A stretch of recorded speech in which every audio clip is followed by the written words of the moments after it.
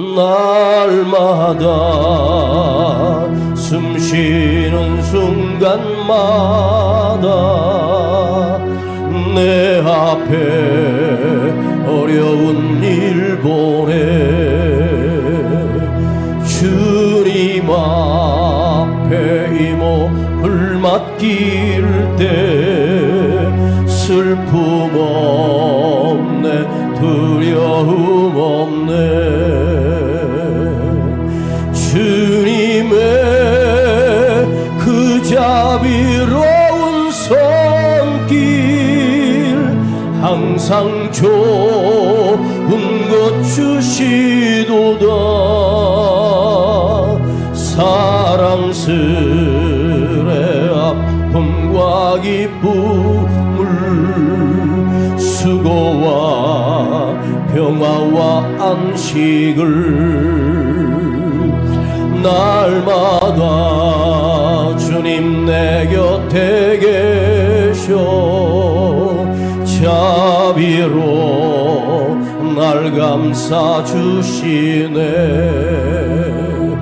주님 앞에 이 몸을 맡길 때 힘 주시네 위로함 주네 어린 나를 품에 안으시사 항상 평안함 주시도다 내가 살아 숨을 쉬는 동안 살피신다 약속하셨네 인생의 어려운 순간마다 주님 약속 생각해보네 내 맘속에 믿음 잃지 않고 말씀 속에 위로를 얻네 주님의 도우심 바라보며 모든 어려움 이기도다 내가 살아 숨을 쉬는 동안 비신다 약속하셨네 주님의 도움 주님의 도우심 바라보며 모든 어려움 이기도다 흘러가는 순간순간마다 주님 약속 새겨봅니다 인생의 어려운 순간마다 주님 약속 생각해보네 내 맘속에 믿음 잃지 않고 말씀 속에 위로를 얻네 주님의 도우심 바라보며 모든 어려움 이기도다 흘러가는 순간순간마다 주님 약속 생각해보네 주님의 도우심 바라보며 모든 어려움 이기도다 흘러가는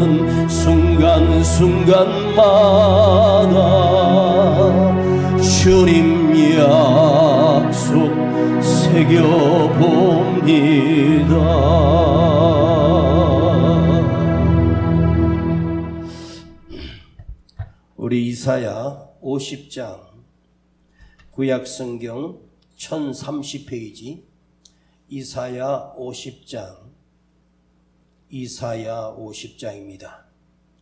1030페이지 구약성경 이사야 50장 4절부터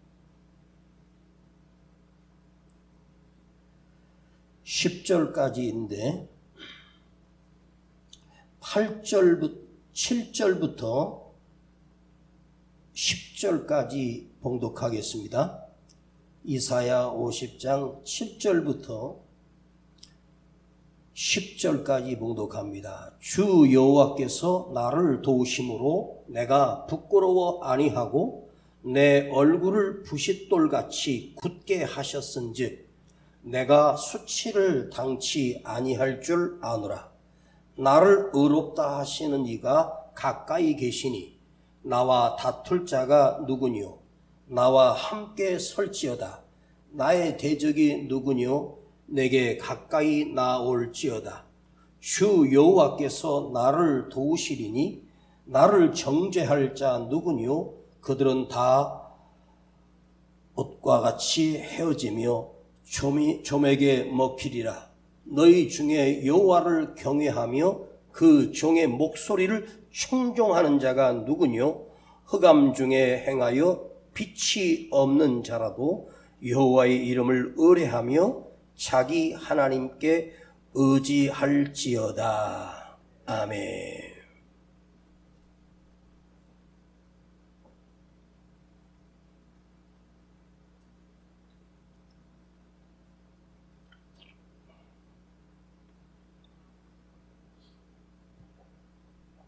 오늘 하루 종일 눈이 오고 또 명절 연휴가 겹치면서 오늘은 금요철에 쉬어야 되겠다 그런 생각도 해봤는데 그래도 오늘 이 밤에 여러분들이 이 말씀에 큰 힘과 은혜가 있기를 축복합니다. 오늘 이옥선 집사가 한 2시쯤 수술실에 들어갔는데 5시가 거의 넘어서 수술이 마쳤어요. 대장암 수술이니까 대장을 그 암을 잘라낸 그 대장 암세포가 있는 그것을 의사들이 확인하고 대장을 잘라서 이제 이어서 연결해서 붙였겠지요. 이무현 집사가 의사를 만났는데 의사의 말로는 확인해 보니까 밖에서 뭐 CT라든가 MRI라든가 뭐 또 내시경을 통해서 암이 있는 조직의 위치를 미리 검사를 했기 때문에 어디에 암세포가 있다는 것을 알게 되고 그리고 실제로 그 부위를 열어서 그러니까 대장이 그 암이 있는 부위를 이제 요즘은 뭐 여러 가지 찔러가지고 많이 절개하지 않고 들어가서 그 부위만 절개하는 수술을 했을 것입니다. 저도 맹장이 터져가지고 양쪽에 3군데를 뚫고 들어가서 그리고 한 군데는 좀 10cm 가까이 째서 거기 있는 맹장이 터진 부위를 잘라서 이어서 붙였는데 이것이 회복되는 기간이 병원에서 거의 한 열흘 넘게 제가 주일 예배를 못 드릴 정도로 그리고 그 다음 주에 의사에게 퇴원을 하겠다고 했더니 그 안에다가 호스를 꼽아요. 뱃속에다가 호스를 꼽아가지고 거기 염증이 있으니까 그 호스로 피고름들이 이렇게 나와서 이렇게 고이는 게 있어요.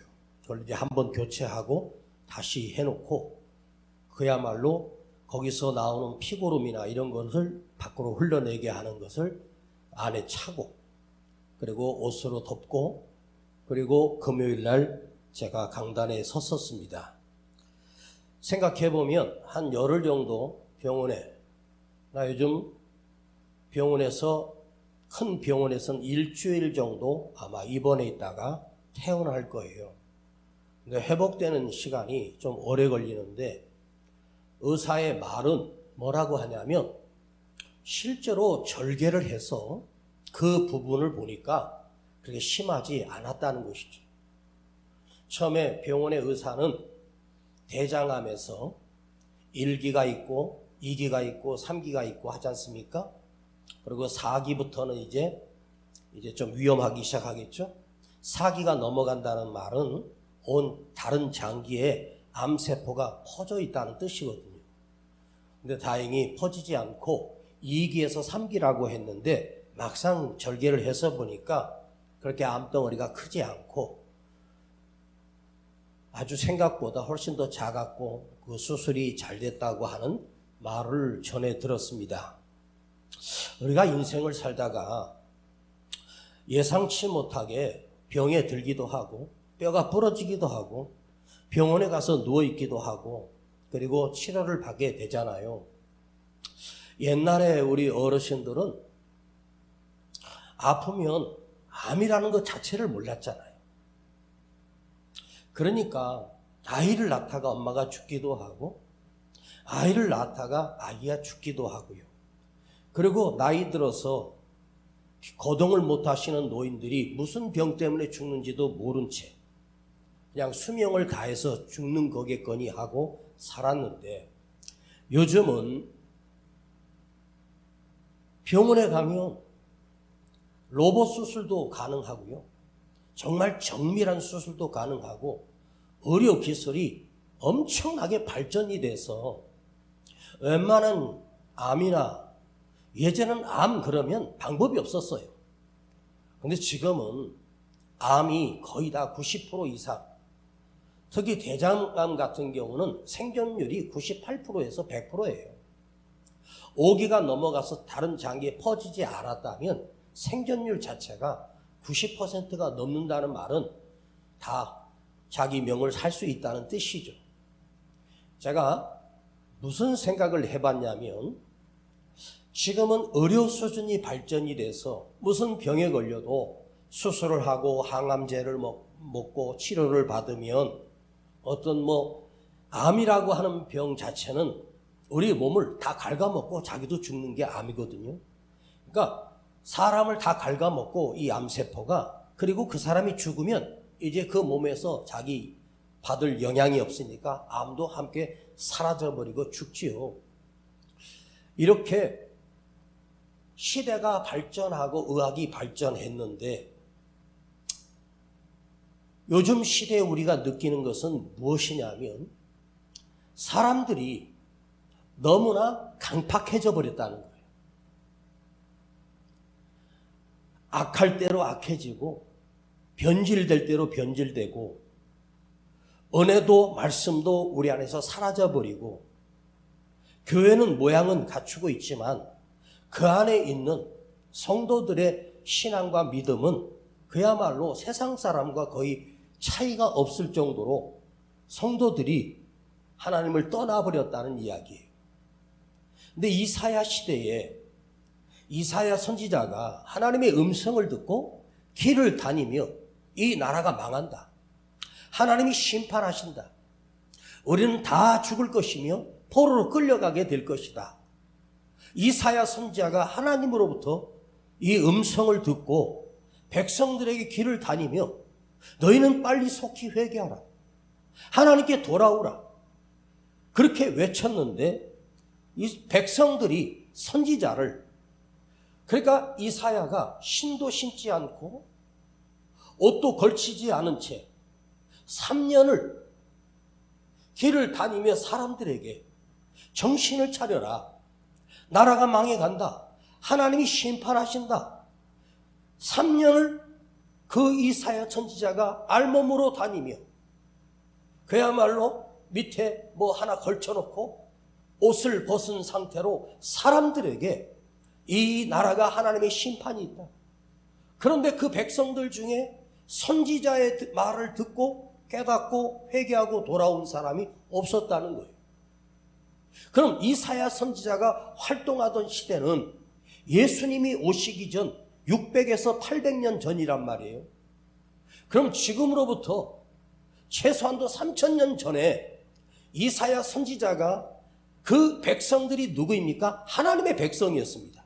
그런데 그 하나님의 백성인 그들은 하나님이 세워주신 선지자의 말을 믿지도 않았고 듣지도 않았고, 사람들이 그 미친 소리 한다고 이사야 선지자를 잡아다가 등을 내려치고 그 수염을 뽑고 사람들이 뺨을 때리고, 그럼에도 불구하고 이사야 선지자는 그것을 그치지 않고 끝까지 그들에게 전했습니다.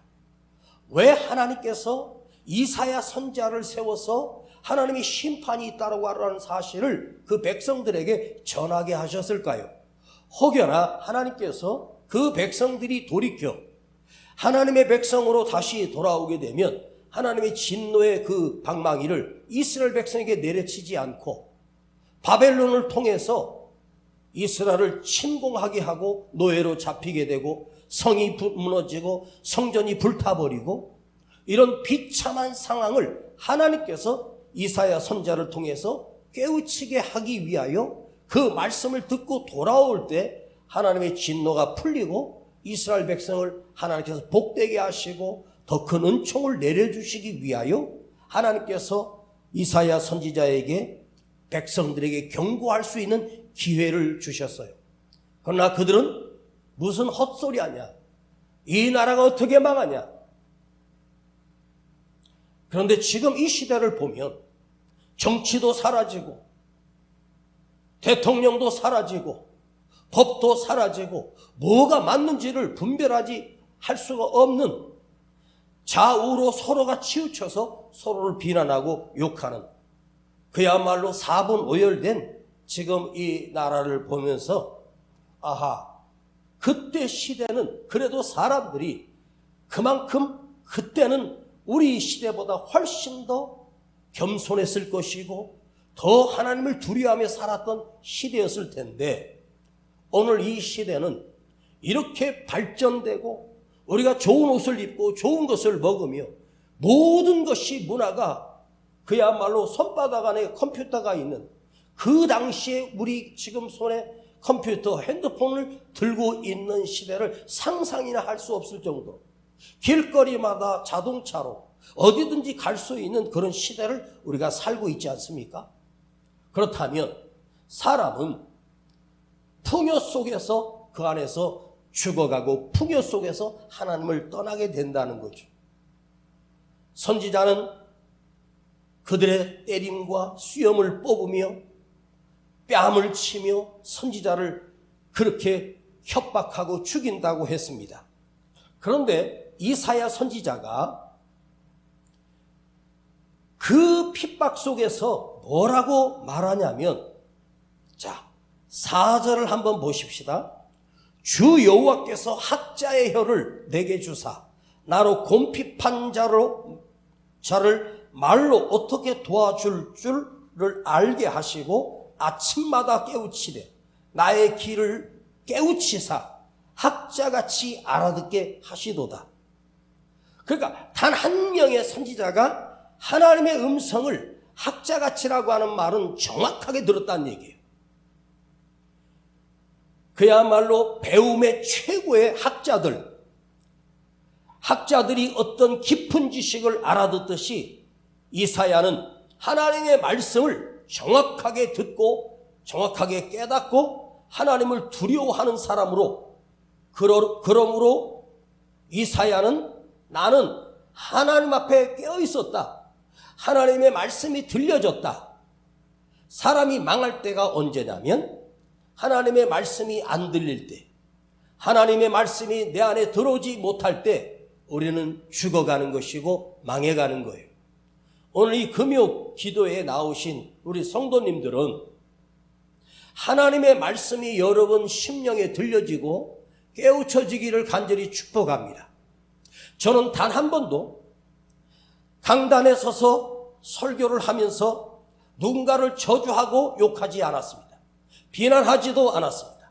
진리의 말씀을 타협하지 않고 정확하게 전하고 복음을 바르게 전하고 천국이 있고 지옥이 있고 하나님이 살아계시니 이 말씀으로 돌아오라고 외치는 것이 저의 사명이지, 그 사람을 어떻게 협박해서 강제로 예수를 집어넣을 수 있는 유일한 통로는 하나님의 말씀을 들고 강단에 서서 외칠 유일한 시간이 그 시간이 아니었겠습니까?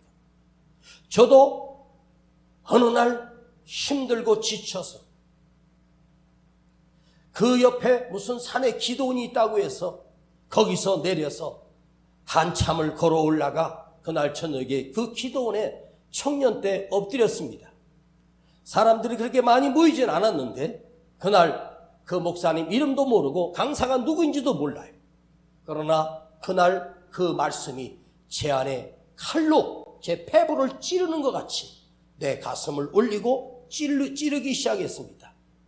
내가 세상에서 성공하는 것이 나의 욕망이었던 내가 하나님의 말씀이 내 안에 학자처럼 들려지기 시작했고 깨닫기 시작했어요. 이사야가 낙심하지 않고 그 말씀을 전할 수밖에 없었던 것은 하나님의 말씀이 아침마다 나를 새롭게 하고 밤마다 하나님의 말씀이 내한테 내려올 때 그는 살아계신 하나님을 알고 백성들에게 하나님의 말씀을 깨닫도록 하나님의 말씀을 그대로 전했고, 이사야 선지자가 백성들에게 전했던 그 하나님의 심판에 대하여 전했던 그 말씀 그대로 그들은 바벨로니아의 침공을 받아 나라가 초토화되어 버리고 망해버렸습니다. 지금 무슨 사고 이것은요, 사실은 하나님께서 경고를 하고 있는 것이고, 저는요 어떤 생각까지 드냐면, 하나님이 정말로 대한민국을 사랑하신다면 이 대한민국에 어쩌면 전쟁이 일어날 수도 있겠구나. 여러분, 지금 러시아와 우크라이나의 전쟁, 이스라엘과 가자의 전쟁, 무슨 잠깐 휴전했지만 언제 터질지 모르는데, 여러분, 우리나라의 역사를 한번 제가 쭉 보면 우리나라의 역사는요 3년 내지 4년, 길면 7년, 그리고 가장 길었을 때가 32년 정도 기간 동안 전쟁이 없었어요. 우리나라가 고구려 백제 신라로 있을 때 같은 민족이면서 전쟁이 2년, 3년 단위로 계속해서 전쟁을 하면 그 사람들은 소달구지에다가 자기 짐을 싣고 피난을 가지만 피난 갈 곳이 없었어. 한번 생각해 보세요.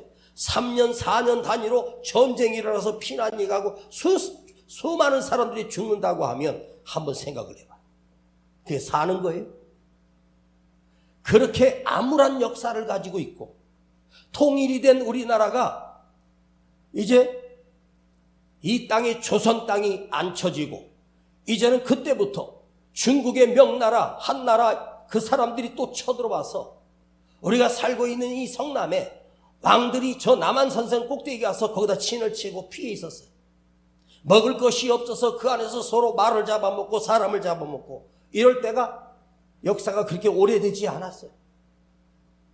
지금 하나님께서 복음이 들어오고 나서 6.25 전쟁이 일어난 이후에 그야말로 이 나라가 완전히 다 파괴된 그 상태에서 천막에서 선교사들이 교회가 세워지고 기도하기 시작하면서 한번 생각해 보십시오. 6.25 전쟁이 언제 일어났습니까? 1950년입니다. 지금 2025년입니다. 그러면 하나님께서 이 나라에 75년 동안이나 전쟁이 없도록, 그리고 지금 북한하고 우리하고 휴전 상태이지 전쟁이 완전히 끝난 게 아니에요. 저는 38선에서 근무를 했습니다. 그 철조망에서 나라를 지키며 밤마다 근무를 섰는데, 그 철조망 하나 사이로 군대가 서로 진을 지키고 있고, 그 사이에 지피라고 하는 데가 있는데 거기 들어가서 석 달을 있었습니다. 거기서 북한군들을 가까이서 보기도 하고 지뢰가 터지고 이런 사건도 제 눈으로 보았습니다. 그때 제가 보초를 설 때 내가 이 나라를 지킨다라고 하는 생각을 한번 해봤어요. 나 하나 때문에, 우리 군대가 있기 때문에 후방에 있는 우리 국민들이 편안히 잠을 잘 수 있구나. 그런 생각을 해봤어요. 그 휴전선이에요. 평화가 완전히 성립된 것이 아니라 언제 전쟁이 날지 모르고 계속해서 미사일 실험을 하고 핵실험을 하는 이유가 무엇이겠습니까? 어쩌다 김정은이가 궁지에 몰리게 되면 만약에 핵폭탄을 이 수도 서울이나 몇 방을 터뜨린다면 우리는 피난 갈 곳도 없이 하루아침에 잿더미가 되는 게, 서로가 죽고 같이 죽는 게 전쟁이거든요. 예전에 전쟁은요, 막대기 가지고 싸우고 칼로 싸우는 거 기껏 해봐야 활이었는데 지금은 아니에요. 저기서 미사일을 쏘면 이 성남까지 오는데 얼마가 걸리느냐? 1분 30초에서 2분 30초 안에 그 폭탄이 와서 터진답니다. 만일 그런 일이 이 땅에 일어난다면 우리는 그야말로 한순간에 잿더미가 될 것이 틀림이 없어요. 제가 전쟁이 일어나기를 바라는 사람이 아닙니다. 하나님이 참고 기다리시다가 교회가 눈물로 기도하고 교회가 깨어있을 때 하나님께서 이 대한민국을 축복하셔서 경제 대국 10위 안에 들어가는 나라로 축복해 주셨어요. 여러분, 지금 우리 대한민국이 얼마나 잘 사는 나라입니까? 요즘 조금 경기가 어렵고 힘들다고 합니다. 그러나 예전에 그 시대와 비교해 보면 우리는 엄청나게 부유함을 누리고 있어요. 하나님께서 그 몽둥이를 들어서 왜 대한민국만 전 세계 유일하게 한 나라가 철조망 하나로 나누어져서 휴전 상태로 있는 나라가 이 대한민국과 북한이에요. 그러면 언제든지 전쟁이 일어날 수 있는데 하나님께서 그 막으신 것을 철수해버리면, 하나님의 손을 들어버리시면 이 대한민국이 어떤 일이 일어날지 아무도 모르는 위기가 올 수밖에 없습니다. 그래서 오늘도 그런 시대에 우리가 깨어서 기도하고 말씀을 들으며 하나님을 두려워하며 진정한 예배를 드리고 하나님이 기뻐하시는 교회가 살아있다면 하나님께서 이 대한민국을 당신의 능력으로 우리를 보호하시고 지켜주시지 않겠습니까? 하나님은 못하실 것이 없는 하나님이십니다. 하나님이 주실 수 있는 것은 불가능한 것이 없고 하나님이 하실 수 있는 일, 심판은 불가능한 일이 없을 정도로 전능하신 분이 하나님이십니다. 여러분 안에, 내 안에 살아계신 하나님의 말씀이 들려지고 깨달아지는 은혜가 있기를 간절히 축복합니다. 할렐루야! 하나님의 말씀이 들려지는 사람,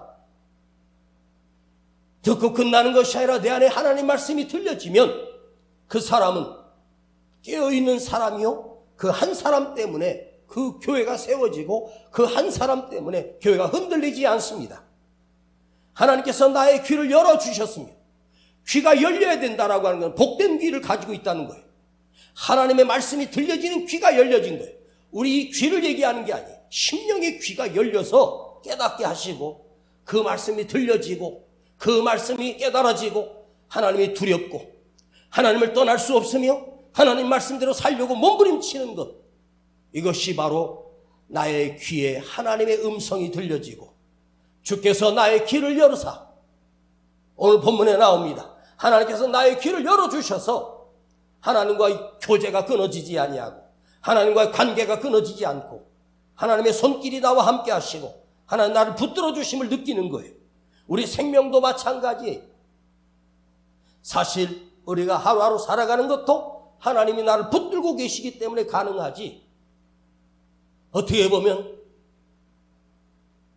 누구한테 가서 보면 뭐 어쩌고 저쩌고 그래요. 이번에 우리 아들 집에 한번 갔다 왔는데 거기 아주 유명한 한의사가 있다고 그래서 저하고 제 아내랑 한번 갔는데 진맥을 다 하더니 뭐 피가 탁하다는 둥, 혈압이 높다는 둥, 뭐 스트레스가 많다는 둥, 그래서 우리 집사람은 보더니 오래 살 것 같다 그러더라고요. 나한테 그 얘기 안 하더라고요. 아, 그래서 나도 갈 때가 됐나 보다. 여러분, 한의사가 내 속에 있는 맥을 하나 딱 잡고 얘기하는 게 그게 맞을까요? 그게 어떻게 맞아요? 사람이 사람의 생명을 어떻게 할 수 있어요? 건강하다가, 그렇게 건강하다가 하루아침에 끝나는 게 인간이고, 비행기가 사고 날 확률이 33,000분의 1이에요. 비행기 사고가. 우리 교통수단 가운데 가장 위험한 게 뭐냐면 자동차입니다. 사고율이 가장 높아요. 가장 안전한 교통수단이 비행기입니다. 근데 계속 터지니까 사람들이 해외여행을 약속해 놓은 거 다 취소하고 있답니다. 그 하늘로 움직이는 그 비행기, 하나님이 붙들지 않고도 갈 수가 없어요. 인간의 기술로 가는 게 아니에요. 가장 또 사고가 적다는 배, 철도, 비행기, 그 다음에 사고가 적은 게 기차, 그 다음에 배, 그 다음에 가장 위험한 게 자동차. 자동차보다 더 사고율이 높은 게 오토바이. 오토바이보다 더 사고율이 높은 게 우리 11호 자가요. 여러분 두 발로 걸어 다니다가 넘어져서 뇌진탕으로 갈 수도 있고 부러질 수도 있고 그런 게 우리 사고예요. 인간이란 말. 내가 지키는 게 아니. 하나님이 지켜주셔야 돼. 그런데 오늘 이사야 선지자가 그들이 나를 핍박하는데 내가 거역하지도 아니하고 뒤로 물러나지도 아니하며 내가 이것을 포기하지 않고 밀려오는 어려움과 환경을 이사야는 감당하고 이길 수 있습니다. 하나님께서 나를 도우심으로, 하나님이 우리를 도우심으로 밀려오는 이 어려움 속에서도 내 앞에 펼쳐지는 환경은 캄캄해도 원치 않는 일들이 내게 밀려올 때마다 물러나고 피하고 도망가는 것이 아니라 이사야는 그대로 감당해내겠다는 것입니다. 왜? 나와 함께 하시는 하나님이 계시기 때문에. 나는 그걸 감당해냅니다. 내가 할 수 있다는 것이 아니에요. 내가 좋아서 하는 일은 재밌겠지만 사람은 자기 마음에 안 들면 피해버리고 도망가버리고 원망하고 불평합니다. 죽으면 죽으리이다. 내가 감당하겠습니다. 그렇게 기도하던 다니엘도 하나님께서 그 다음날 사자굴에 집어넣으셔서 다니엘을 더 위대하게 만드시는 것이 하나님이십니다. 나를 대적하는 자, 내 뺨을 치는 자에게 내 몸을 맡기며 내 등을 대주며 그 헐거벗은 상태에서 사람들이 채찍으로 칩니다. 이사야 선지자를 때립니다. 그런 소리 하지 말라고. 나라가 망한다고? 너는 반드시 망할 거니까 너는 반드시 망한다. 그런 말 하지 마라. 그 소리 듣기 싫다고 선지자를 두들겨 패기 시작합니다.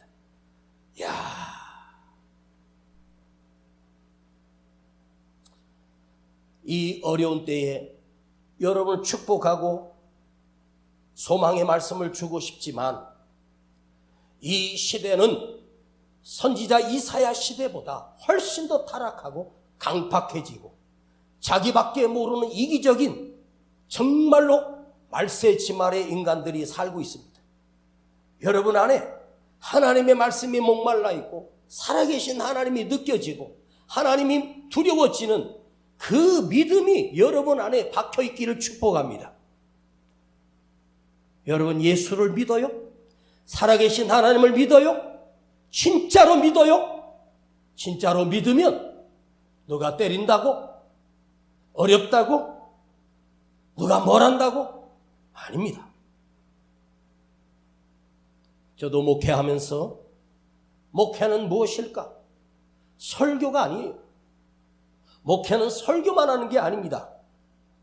목회는요, 억울한 것이고 누명을 쓰는 일이고 참아야 하고 누구 만나서 일일이 설명할 수가 없어. 하나님이 하시는데 사람을 내 말로 설득한다고 그 사람들이 듣겠으며 내 수염을 뽑는 자에게 내 뺨을 맡기며 그 당시 이스라엘 백성들의 남자의 수염은 자기 자존심이요 명예였습니다. 그것도 다 내버리고 그것까지도 맡기고 때려라, 맞겠다. 내가 누구에게 오해를 받고 누군가가 모함을 하고 그걸 풀려고? 아니요. 풀 필요 없어. 하나님이 하시잖아.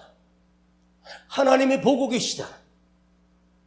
여러분도 누군가가 나를 뭐라고 한다고 해서 펄쩍펄쩍 뛰면서 그러지 말고, 내가 예수를 믿으면서 힘든 일이 있으면 이게 나를 시험하시는 하나님의 손길이구나. 제가 기도원에 예전에 많이 다니면서 기도원에서 만나는 목사님들하고 얘기를 해보면 목회하다가 억울한 일 당하고 누명을 쓰고 그런 얘기를 하시는 목사님들을 많이 들었어요. 그 목사님이 자기가 이렇게 설교를 하려고 하는데 강대상 옆에 위에 그 9명의 장로들이 딱 줄을 서가지고 목사가 강단에 못 올라오게 막고 있는 거예요. 그래가지고 대놓고 나가라. 그 목사를 쫓아냅니다. 그런데 거기 어떤 청년 하나가 강단에 있는 마이크 중에 무선 마이크 하나를 슬쩍 옆으로 가가지고 그걸 갖다가 자기 손에다가 품에다가 안고 내려와서 그 밑에 못 올라가는 목사님에게 그 마이크를 주면서 오늘 목사님 설교만 해주세요. 나 목사님 설교 듣고 갈게요. 그래서 그 예배 시간에 아무것도 못하고 목사님이 설교만 했어요.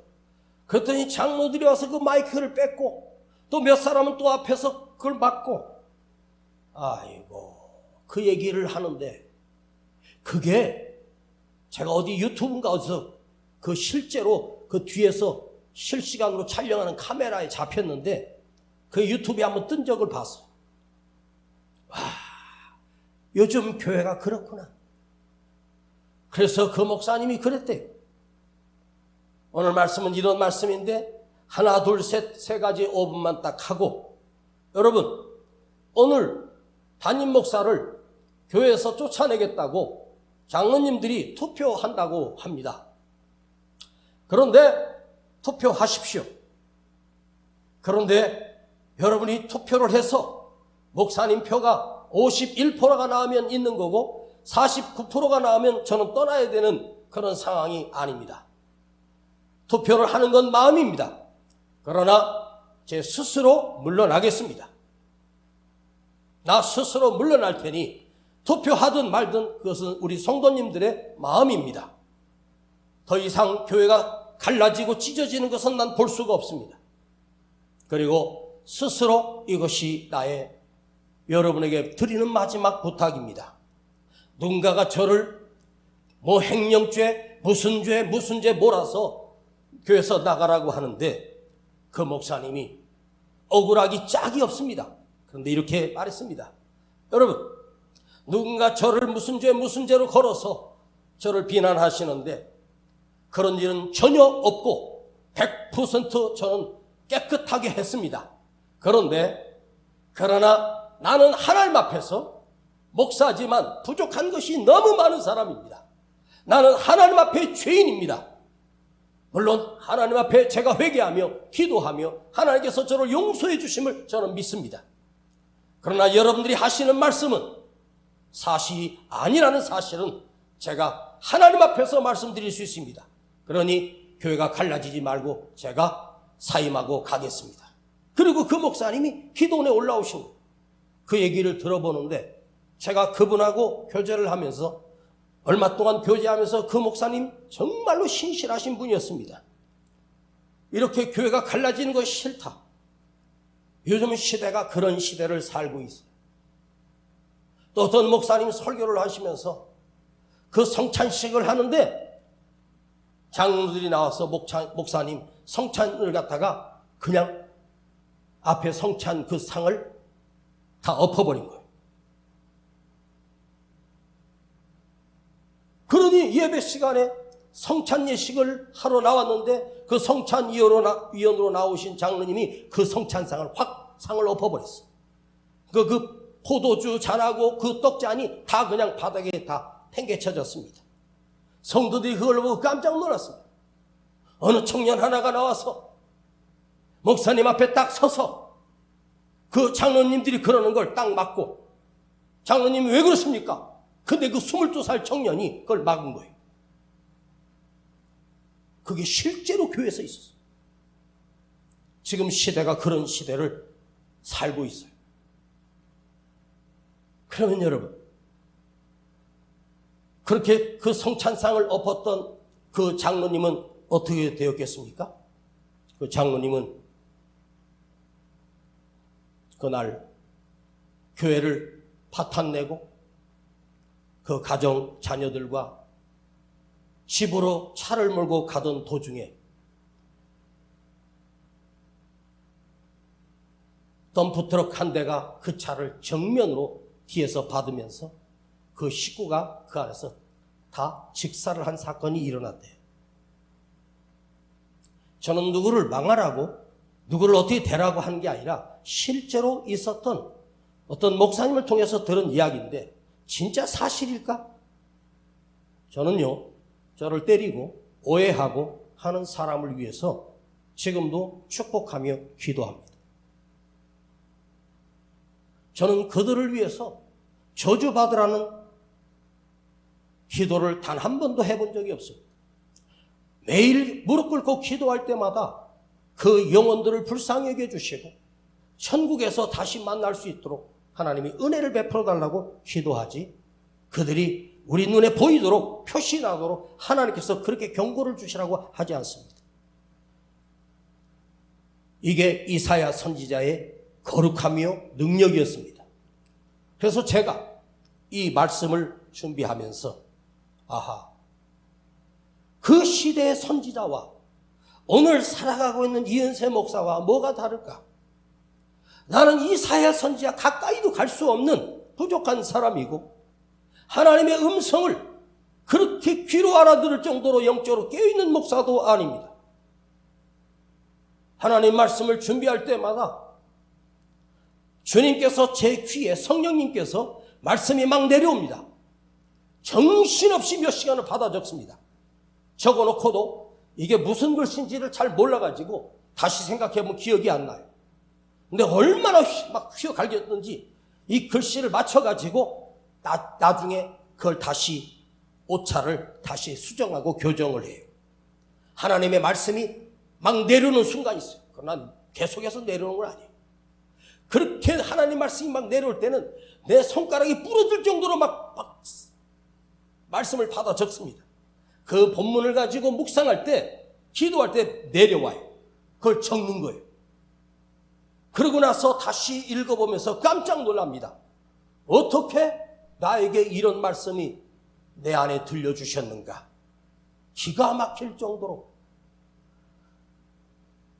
오늘 여러분이 그 시대에 이사야 같은 선지자를 조금이라도 담는 사람이 되기를 축복합니다.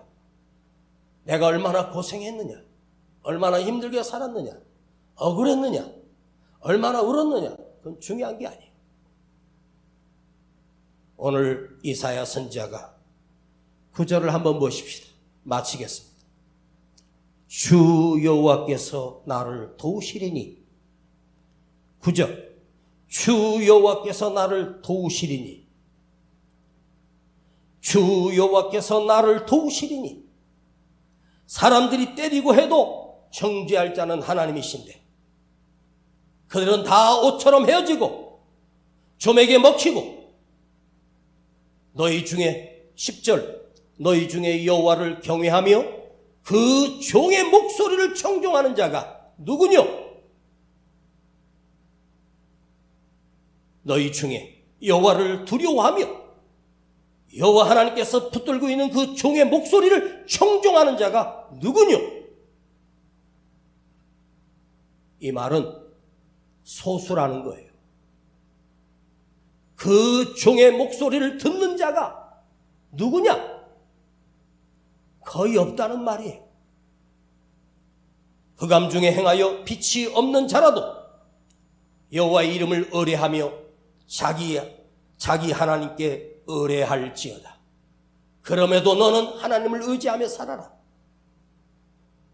오늘 이 밤에 나온 여러분들은 하나님을 두려워하며 하나님을 의지하며 하나님의 말씀을 청종하며 듣는 자가 되기를 주님의 이름으로 축복합니다.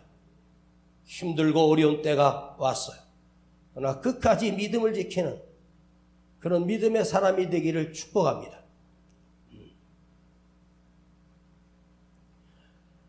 한 사람이 남고 두 사람이 남고 몇 사람이 남아도 나는 괜찮아요. 그 사람 하나가 진짜가 될 수만 있다면, 그대가 천국에 설 수 있는 자가 될 수만 있다면 저는 목숨을 걸고 목회할 것입니다. 이것은 하나님 앞에서 제가 결단하는 거예요. 믿음의 사람으로 살기를 축복하고 진정한 예수를 믿는 그리스도인 예수쟁이가 되고 나 홀로라도 이 교회를 지켜내며 내가 주의 성전이 되어서 하나님의 말씀을 듣는 자로 살아가기를 간절히 축복합니다.